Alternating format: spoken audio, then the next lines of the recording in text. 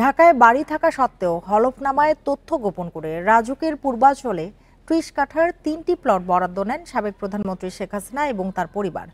আর প্রধানমন্ত্রীকে খুশি করতেই অবৈধভাবে এসব প্লট বরাদ্দ দেয় রাজুক সহ সংশ্লিষ্ট সরকারি কর্মকর্তারা। সোমবার হাসিনা ও তার পরিবারের বিরুদ্ধে আদালতে অভিযোগ করেন দুদকের ৩ জন কর্মকর্তা। সোমবার ঢাকার ৫ নম্বর বিশেষ জজ আদালতে শেখ হাসিনার বিরুদ্ধে প্রথম দিনে সাক্ষ্য দিতে আসেন মামলার বাদী দুদকের ৩ কর্মকর্তা।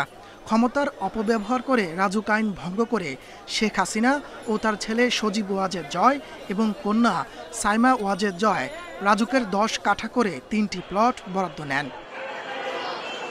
রাজুক সহ সংশ্লিষ্ট সরকারি কর্মকর্তারা নিজেরা লাভবান ও তৎকালীন প্রধানমন্ত্রীকে খুশি করতে অবৈধভাবে প্লট বরাদ্দ দেয়া হয় বলে জানান দুদকের কৌশলী। ঢাকা নারায়ণগঞ্জে যে কোনো জায়গায় যদি বাড়ি থাকে বা প্লট থাকে তাহলে সেক্ষেত্রে সে কোনো রাজুকের প্লট পাওয়ার হকদার না এবং তার পাবে না, এবং আবেদন করলো সেটা বাতিলযোগ্য।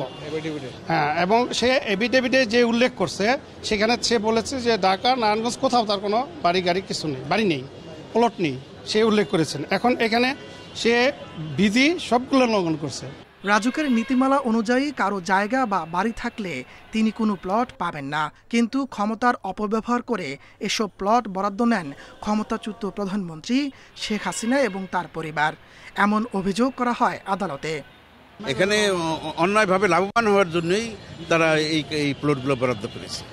তারা নিজেরা লাভবান এবং অন্যকে লাভবান করার জন্য, লোভের বশবর্তী হয়ে অন্যায়ভাবে লাভবান হওয়ার জন্যই তারা এই কাজ করে এই প্লট বরাদ্দ দিয়েছেন এবং অসৎ উদ্দেশ্যে।